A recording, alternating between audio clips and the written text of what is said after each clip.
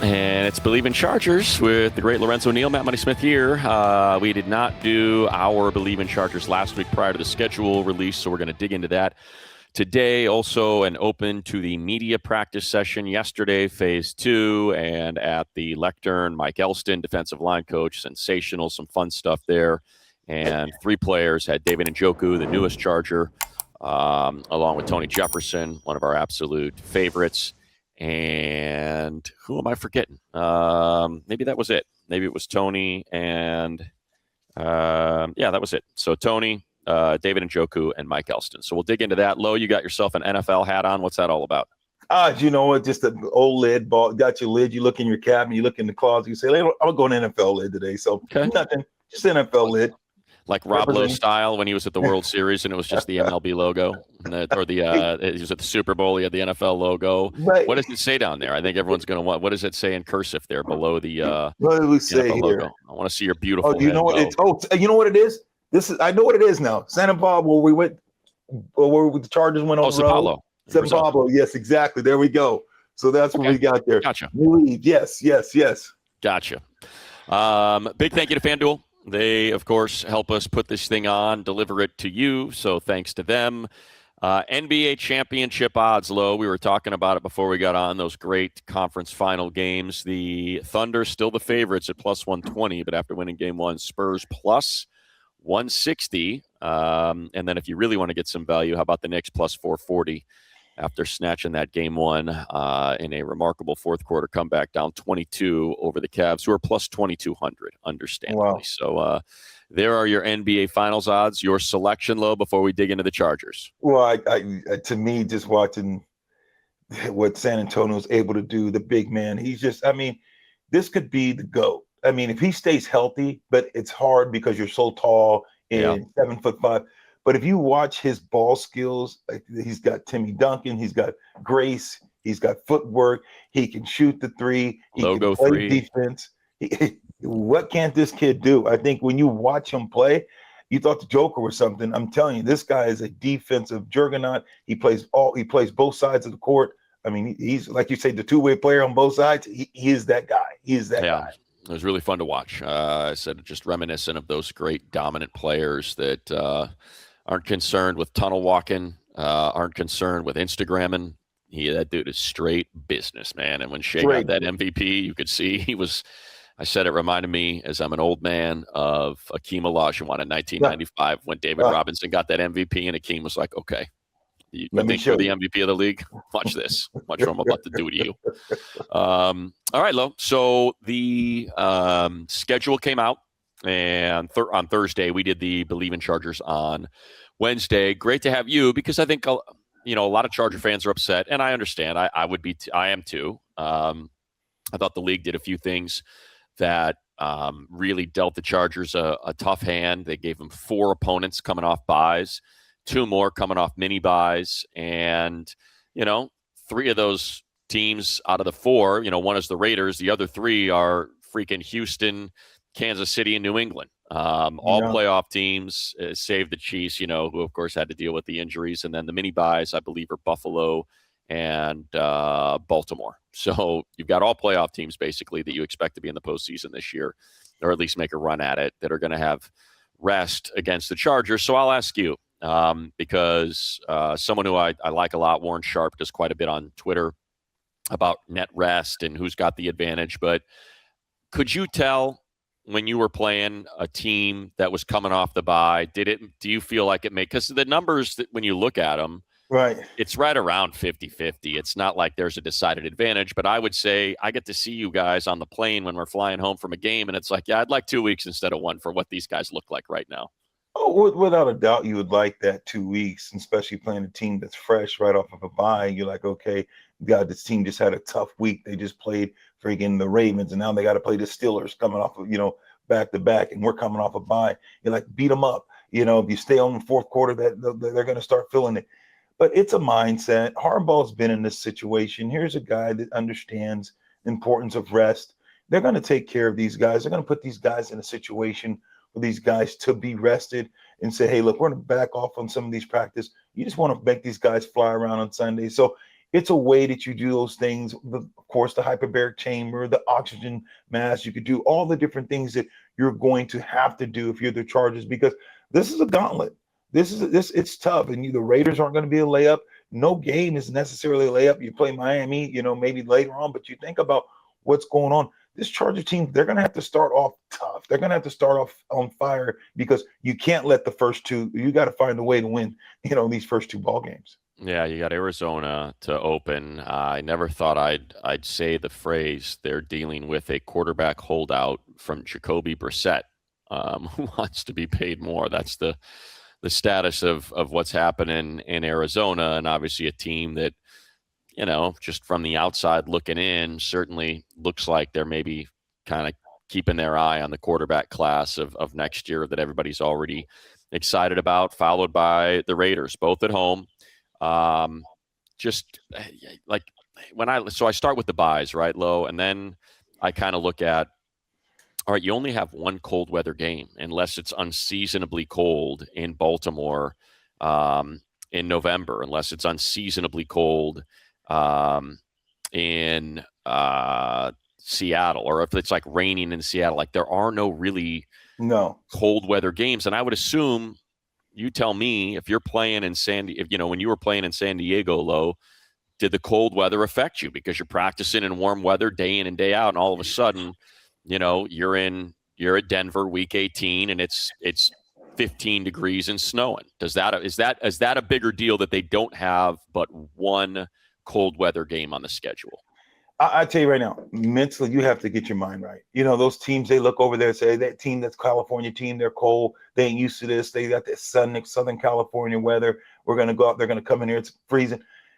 It's a mindset, and it's who's commanding the ship. You like Harbaugh, you know what he brings to the table. You think about this team. We talk about it all the time. We laugh about going to Cleveland. You were there, freaking 14 below, the wind chill off the 14, even colder. So, yeah. And we still won those games. So it is the mindset. Now, does it hurt more? Absolutely.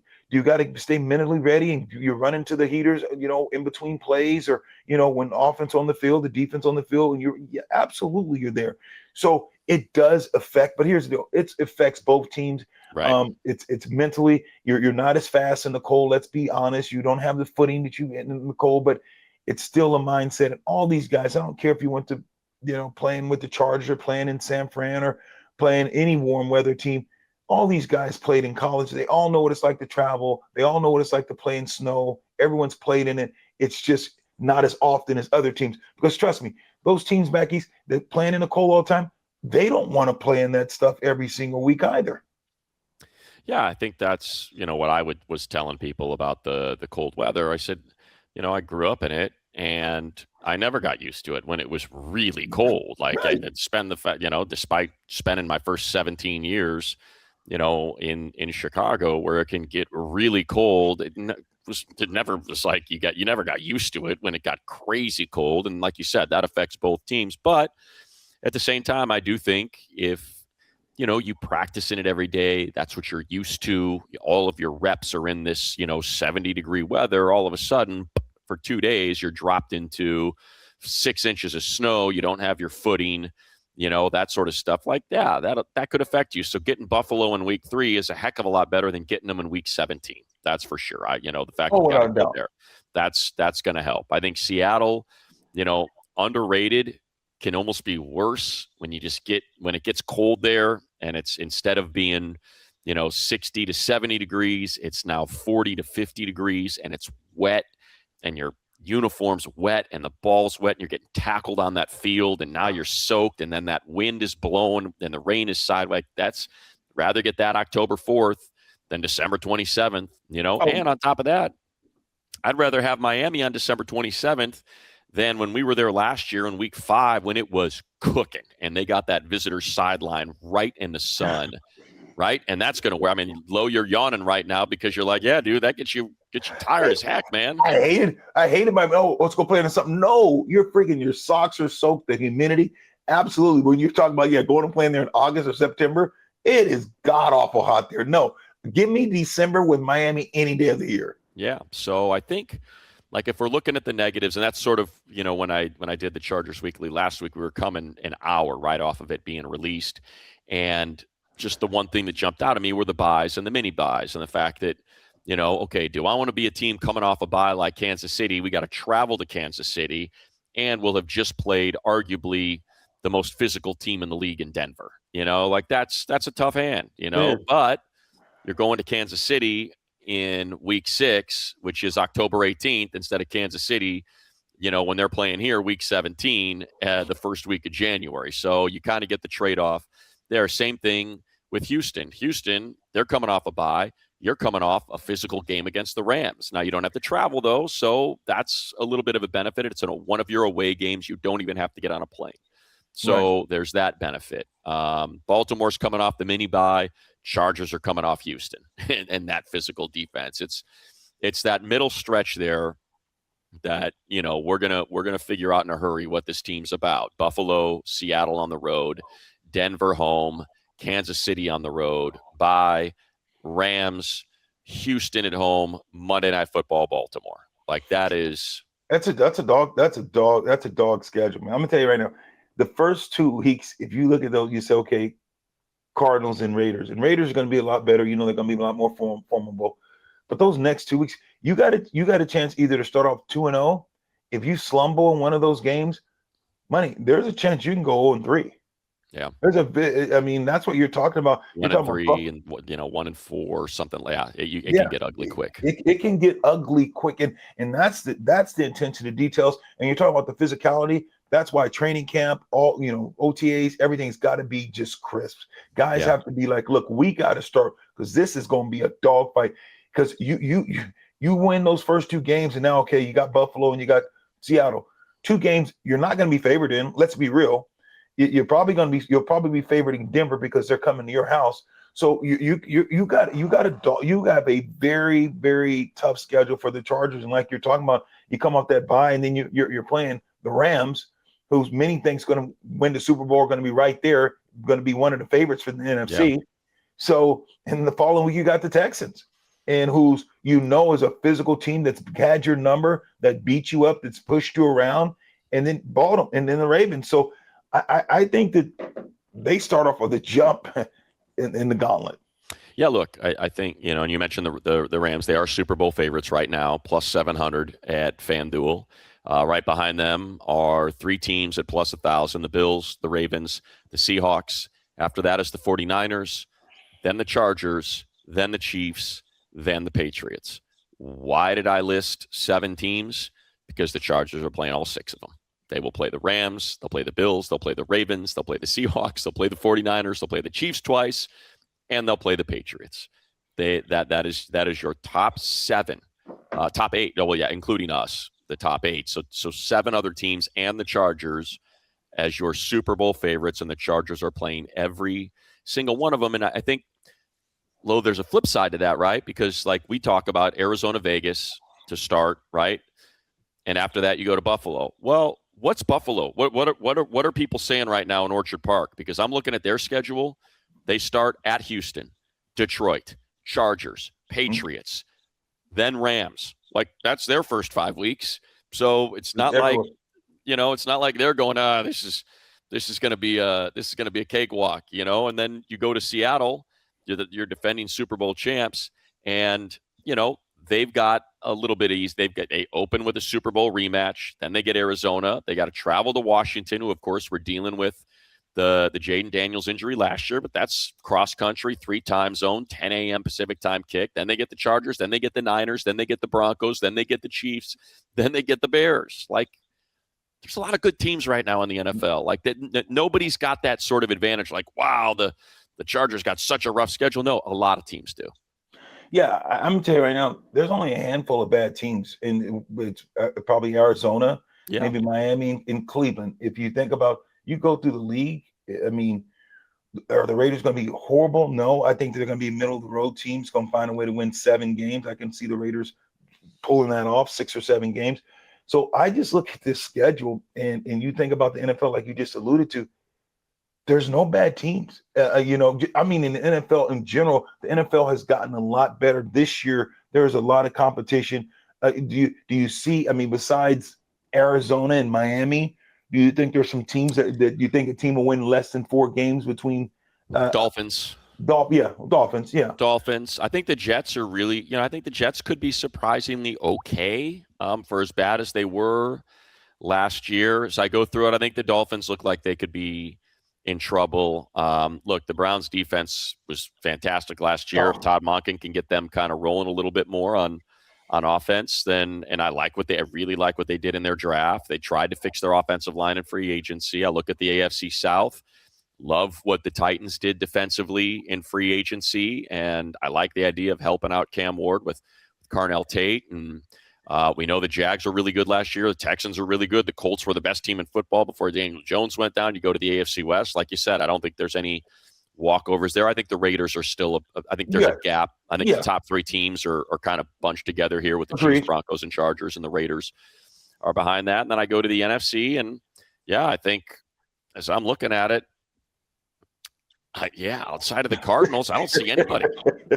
Like it's tough for everyone. That's what I'm getting. Like it's not easy. That there are no, to me the division is, and I think that's what they're always focused on: win the division, because it's an automatic ticket to the postseason, and likely or a very good chance you're going to have a home game. That's typically, well, you are going to have at least one home game, so you're guaranteed to have at least one home game. So, like, winning the division, I think, is sort of the more important path, is the more likely path to punching a ticket to the postseason than the wild card, just because of how stacked this AFC is. Bills, Patriots, Ravens, Bengals, Texans, Colts, Jaguars, Broncos, Chiefs, Chargers. Like, to me, you got to try to figure out, because the Chiefs are playing the NFC West, Rams, 49ers, Seahawks. They're playing the AFC East, Bills, Patriots, and while the Chargers get the Texans, who knows if Daniel Jones is going to be, if what the Colts are going to look like when I think they have them early, if I remember right. Yeah, they have them week 2. So Daniel Jones won't be back at that point. Chiefs have league did them a favor if Mahomes isn't feeling right. They open with Denver, which is going to be pretty tough. But after that, Colts, Miami, Raiders, then they get their bye. But they have to finish. They have their gauntlet with Buffalo, Rams, Bengals, Patriots, 49ers, Chargers. Like, how about that toward the end of the season? So it's not like everybody's playing. If you look at it, you and I both will agree that the Chargers are playing the Super Bowl champs, and they're playing probably the AFC. Someone in the AFC going to be AFC champs. It's crazy. If you look at their schedule, if you said, hey, you could have the rest, I'm telling you, the Chargers are playing whoever's going to win the Super Bowl. And that's this kind of schedule. But a couple teams have that same type of schedule. So they're playing whoever's winning the Super Bowl, and they're playing the AFC, and what they're in their division, the games they're playing against the AFC teams. One of those teams will come out of the AFC. It's Houston. Oh, sorry, Lo, but yeah, you mentioned Houston because they're right now tied for 11th in odds of the top 12 teams on FanDuel. They are playing 9 of them, and they are one of them. So of the top, if you just say 11, you can take the Chargers out. 9 of them, they will play, and 2 of them they'll play twice: Denver and Kansas City. The only teams they're not playing in the top 12 are themselves, the Eagles, and the Lions. Otherwise, exactly. That's 9 games plus 10, 11 games against the top 12 teams in the NFL. 11 of their 17. That means you're playing 9 playoff teams. You're playing 9 playoffs. So even let's look at it like this. In the regular season, I'm playing a playoff game because I'm going to see those guys in the playoffs. And so it's crazy when you think about it, how tough and how much parity that's in this league too. Yeah. And I mean, those are Super Bowl odds. So that doesn't even count odds to win their division. Like the Buccaneers could be favored. I would imagine they are probably favored to win their division. That's another playoff team, even though they're plus 5,000 to win the Super Bowl. I think you get into below that. Yeah. Like I said, Cardinals, Dolphins, Jets, they get a little bit of a break. Yeah. Those Raiders, so 2, those are your 6, right? 2 with the Raiders, Dolphins, Cardinals, Jets, and you feel, and then you got the Buccaneers. See kind of how that one goes. But it's a tough schedule. It's a tough schedule for anyone. For everybody, I should say. I don't think you need to belabor the bye stuff. Like I said, I think you can even it out. You can say the buys suck. Playing 4 teams coming off buys is not cool. They have the most net negative rest days. -24 is what they're losing to the other teams. The collectively in the aggregate, the 17 games they are playing, their opponents have 24 more rest days than they do. That's a lot. I mean, that's a damn near a month of rest compared to what the Chargers have. But like I said, if you look at the travel, got to go all the way to Buffalo, 10 a.m. kick. Very next week, even though you're back on the road, it's an hour and a half to Seattle, same time zone. You go all the way to Baltimore, you get back-to-back home games after that. You go all the way to Tampa, then there's back-to-back road games there, 30-minute jump to Vegas, Pacific time zone. Like, and after Miami, again, 10 a.m. kick, back-to-back home games. So, or I should say you get a home game against Kansas City, and then you have a short jump, hour and a half to Denver, 1 hour difference. It's still a 1 o'clock kick Pacific. Right. So, like, it to me, it works out. It's not that bad. Yeah, I think what the Chargers got another travel. When you look at the travel miles like last year, this year, what did you factor in? It's 14,000 different. Okay, they're still at a disadvantage of that as well. Well, I think any team on the West Coast is always going to be, right? Just because you think about the Midwest and the East and all those teams are packed together. So you're taking these short flights, or you're in the middle of the country like Dallas and everything is, or Chicago and everything is.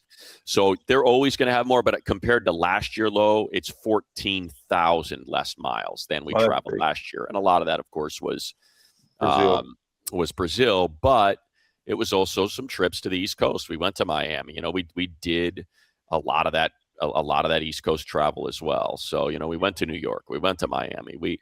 So I think this year the travel I thought worked out. The warm weather works out. The one thing that you can circle as a negative are the buys and the mini buys. And a lot of them, like I said, Bills, Baltimore on mini buys haven't played Thursday Night Football the week before, or 2 weeks before. And then Kansas City or the week before, I'm sorry. And then Kansas City, New England, Houston Raiders, all off their full buy.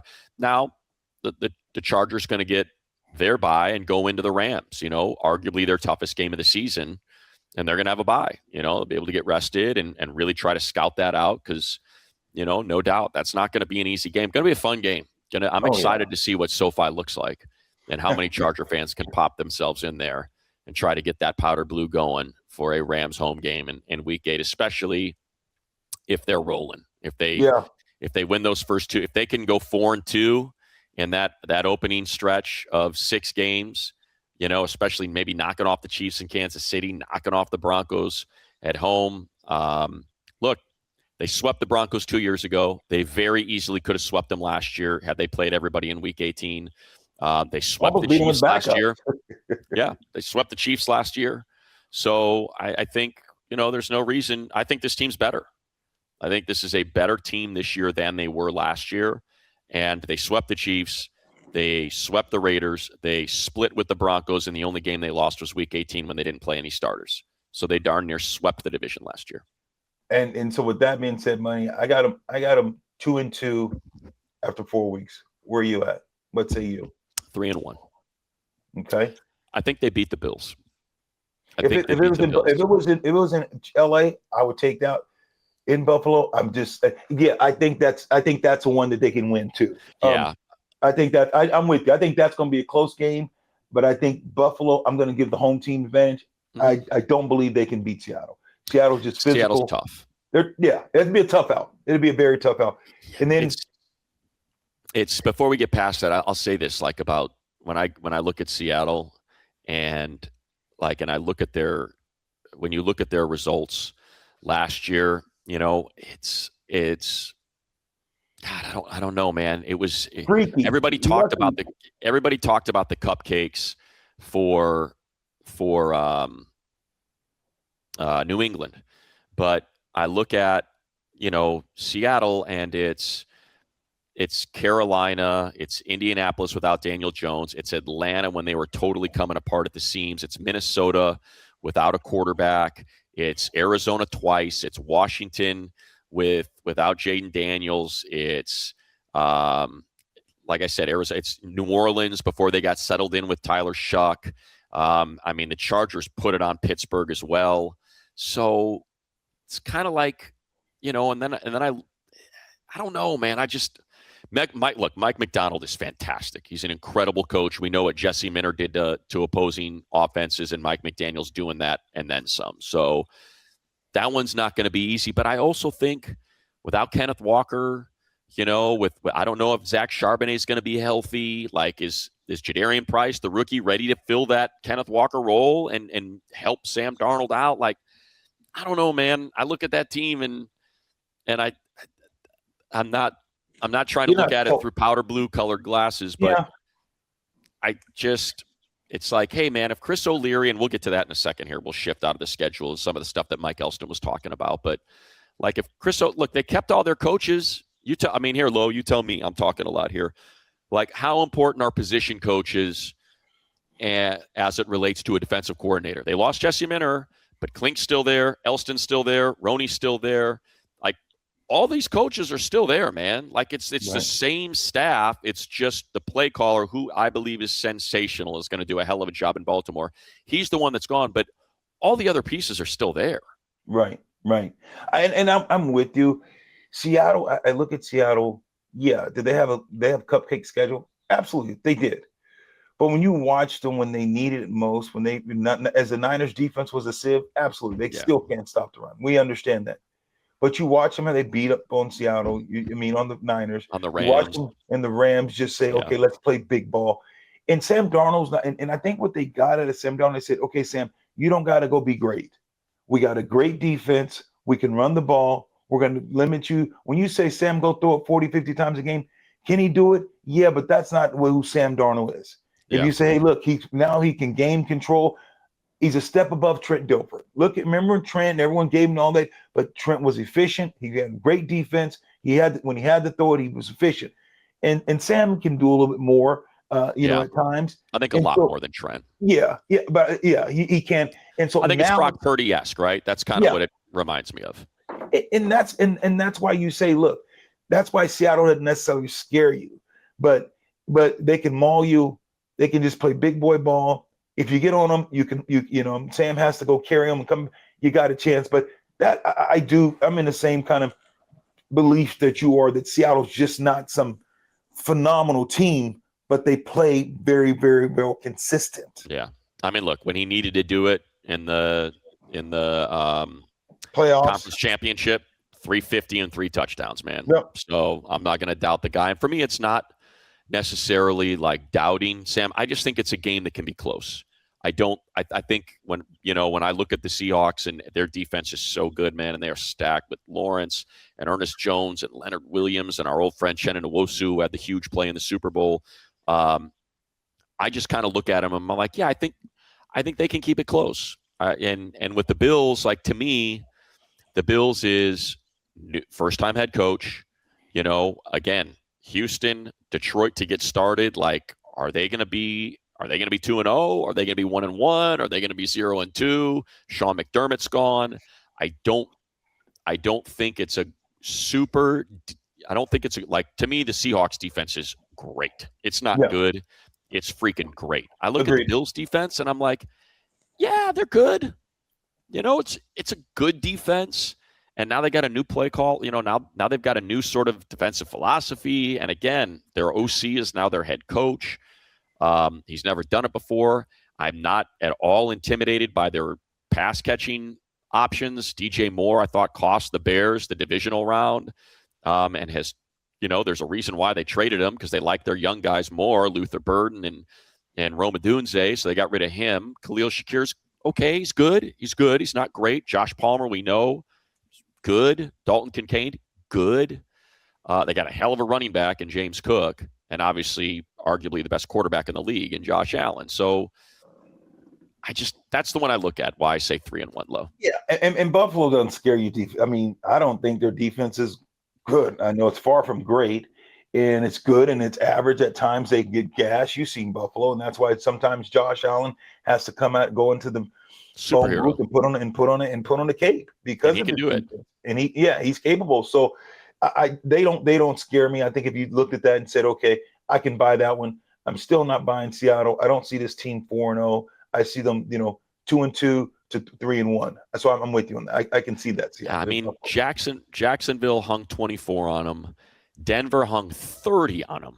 Like, and we know that, like if Denver could hang 30 on them, Chargers can put up some points with Mike McDaniel on them. So that's kind of why I look at that and I go, yeah, I think I'm comfortable saying, and I think if you just extend it to Denver at home, 3-2 at worst, 4-1, I think is very realistic at that point going into Kansas City Week 6.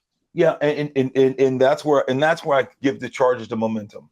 If I was on 2-2, and if I said, okay, let's make it 3-1, they're going to beat Denver, and I would bet they would beat Kansas City. I think they can go in Kansas City, and especially a healthy Charger team with both your tackles and your team ready to go. I think you beat Kansas City. So this team either could be looking at, I think there's a very good chance it can be 1, 2, 3, 4-2 after going into the bye. I think we'd feel great at 4-2. Yeah. I think if they're 4-2 going into the bye, and then you hope you can get that split with the Rams and Texans, win at least one of those, and now you're 5-3.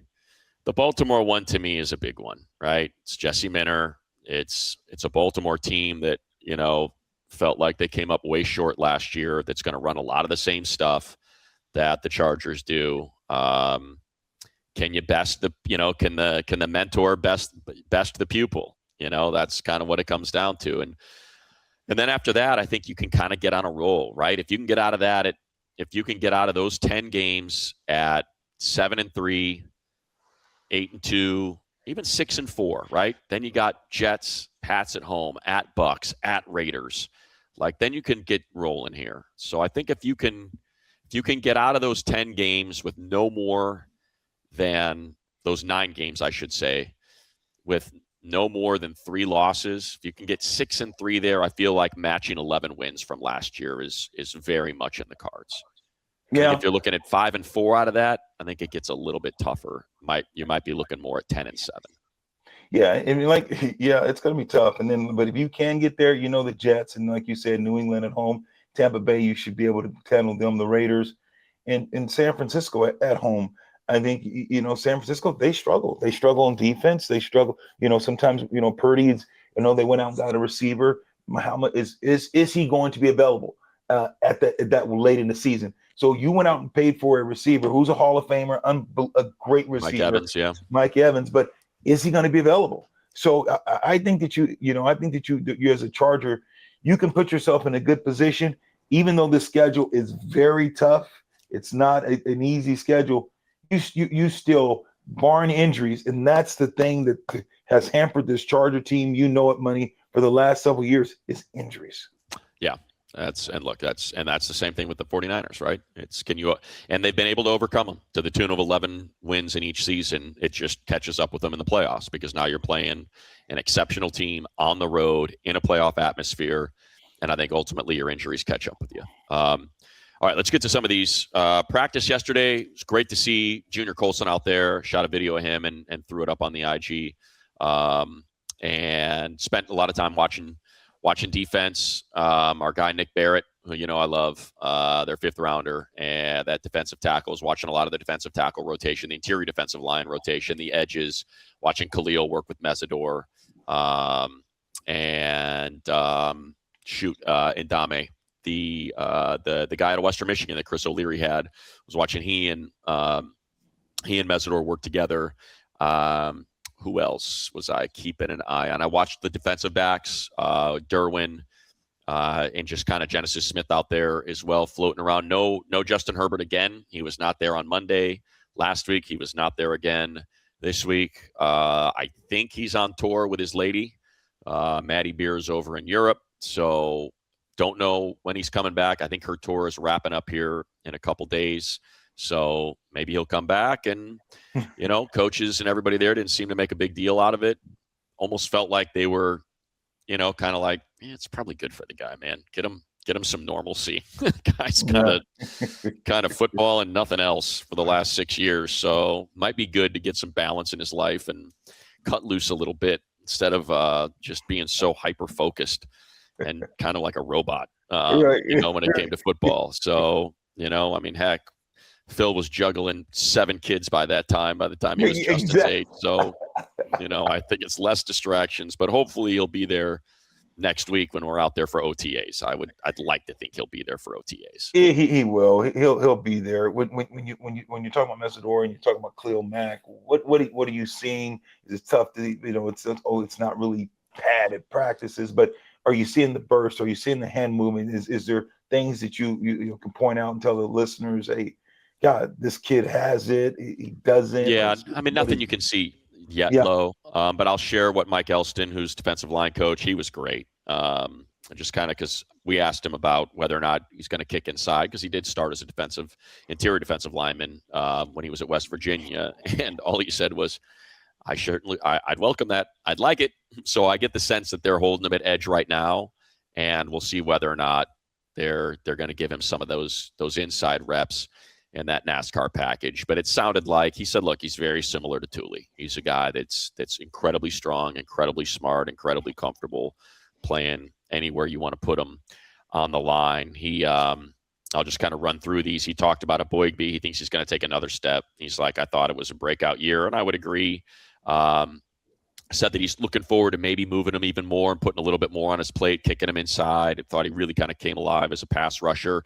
Also said they want to expand Tier Tart and not just play him over the nose, but maybe, start to get him to shade over guards toward tackles and really start to rotate these guys and take advantage of their pass rushing capabilities, that they think that you're going to be able to do that. And even said that with Dalvin Tomlinson. He's like, yeah, the guy's 340 pounds, but that don't assume that we're just going to line him up over the nose and make him a zero. Like, we think we can move him as well and present those challenges that they want to give a Boygby more pass rush opportunities. Same with Jamari Caldwell, that they want to put him, as opposed to that nose, put him at the either the DT or the DE spot and let him start to get some more pass rush. And so it sounds like sort of the theme that I took away from it, the players, is that he's excited to have the same guys back, that he feels like they can do a lot more with these guys and expand their playbook and give them more on their plate this year than they did last year. And that's going to present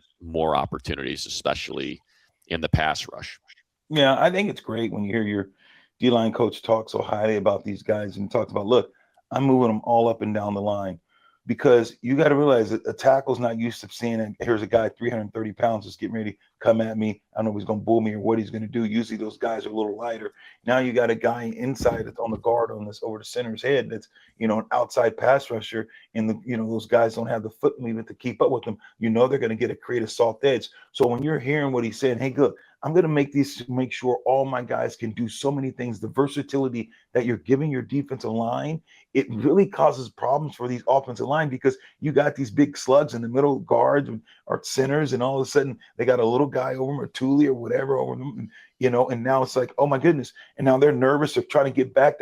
They get back too far. They set a soft edge because of the movement. Their feet get crossed up. So you do create a lot of mismatches when you have that type of versatility on the defensive line. Yeah. And I think we saw that, right? You create, just kick Tuli inside, when we had Bosa and Mack, kick Bosa inside, create those mismatches. And we're starting to see so many teams. I mean, I remember the Texans did it to him in the playoff game repeatedly. They were just kicking Will Anderson and Danielle Hunter inside, and they were feasting on Bradley and Zion and Jamari Caldwell. So it's something that's become more and more prevalent throughout the league.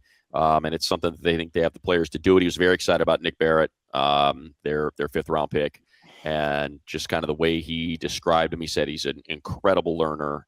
I didn't want to ask him, he made it apparent that this is someone that he really wanted, that, if they were asking him to scout, and this seemed like a guy that because it's one of the pillars of Jesse Minter defense is block destruction, right? You get pins and patches for block destruction. And it was the first thing he said. He said his block destruction is sensational, and that he's got heavy hands, and that he's got to help him get better at his pass rush. But he said he's really smart, so he can throw a lot at him, and he's expecting a lot from him this year. What else did he say? He said, let's see, I talked about Tuli. Yeah, it was. And I'll tell you, man. Uh, I like Elston a lot. He's a heck of a coach. He was asked about if he had, seeing Jesse get the head coaching job and if he interviewed for the DC and if he wants to be a DC, because he's great he's great in the pressers. He's obviously a really good coach when you think about anybody that's come in, whether it's Poona Ford, Deshaun Hand, like anybody the rookies. Think about Tier Tart and how he's just kind of bounced around the league. And all of a sudden, all these guys are getting these 10, 20, $30 million contracts after they come here. And then you take rookies like Jamari Caldwell. And he was asked about being a DC, and it was really impressive. He just said no. He said, they interviewed me and asked if I wanted to interview, or he said they offered to interview me for the job internally. And I said, no, I'm 51. And I told my wife, I want to be the best defensive line coach in the league. Like that's what I want to be. And I'm happy with it. I love doing it. I love getting my hands on young guys and helping them realize their dreams and become the players I think they can be. And that's just what I want to do.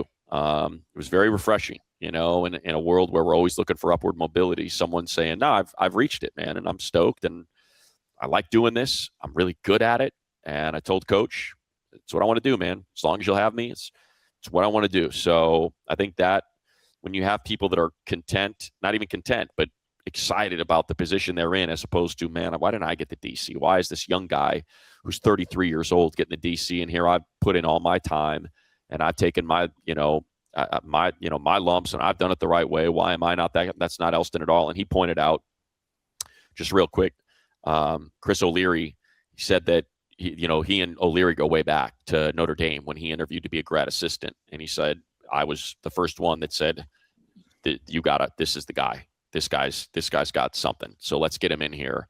And he then said that when Marcus Freeman came in, when Brian Kelly left, he was trying to maybe clean out some of the staff. He told Elston that he wanted him to stay. He said, hey, I want you to talk to this kid, this Chris O'Leary kid, because I think he can be special. And he did, and immediately made him the safeties coach. And he said, he's like, I knew this guy was going to be a DC from the day I met him. He's incredibly smart. He's really hardworking. He relates to the players. He gets it. And so he's like, and I mean, that's really saying something, right? A guy that's 20 years older than him or 18, 17 years older than this guy. And he's like, nah, I'm good, man. Yeah. And you know what you love about that when you hear a coach say that? He's like, look, I'm going to help ride the ship. I'm not going to friggin' say I'm better. I should be the guy. Like you said, I'm good where I'm at. And there's a sign of respect there.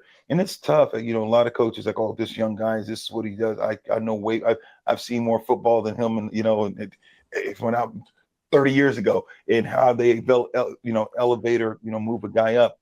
When you're in that position, you're content.